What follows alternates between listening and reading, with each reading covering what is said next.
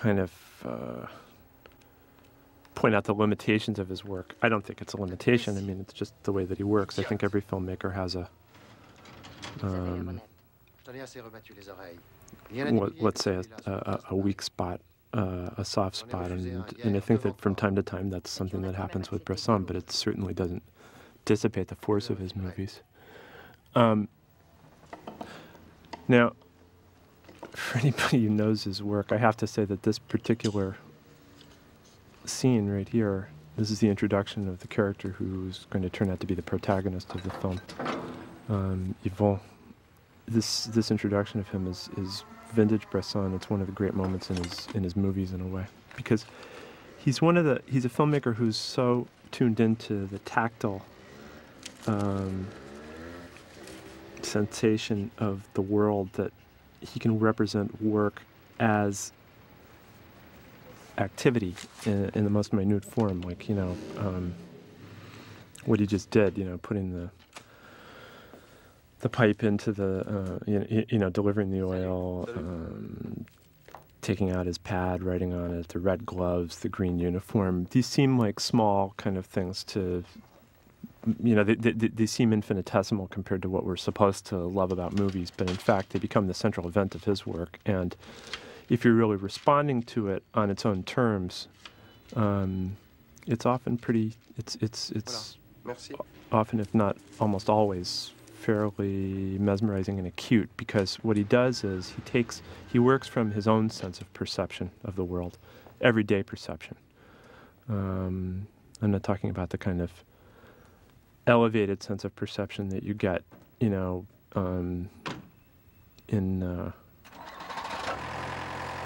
movies with grand set pieces. I'm talking about, the way that the world functions on a minute-by-minute, second-by-second, nanosecond by nanosecond basis, and the way that it feels to just be alive. There are very few filmmakers who are better at representing that and really giving you the material world in all of its presence and its beauty.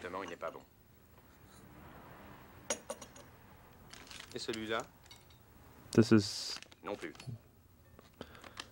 right out of the story, and it's the pivotal moment at the beginning of Yvon's downfall, because he's been handed the forged banknotes that the kids had brought to the photography to the photography shop, and he's trying to is unaware of the fact that he's trying to pay for his coffee with them. This shot right here, of course, would be a perfect example. The close-up of the hand would be a perfect example of the discrepancy between what's being represented and what we're actually looking at.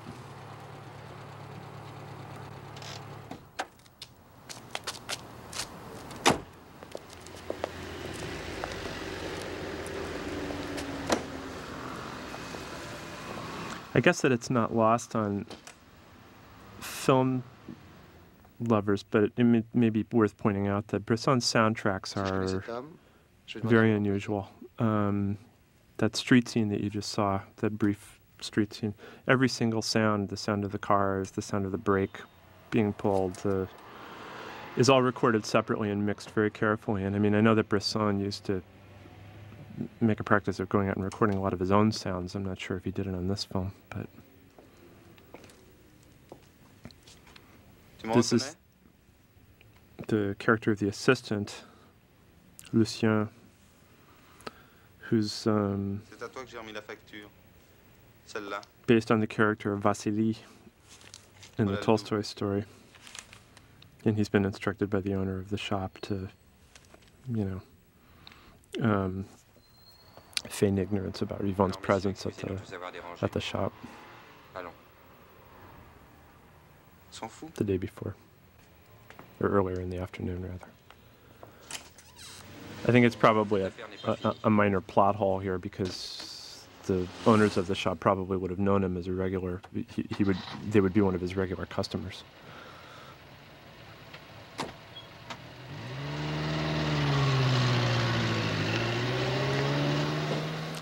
That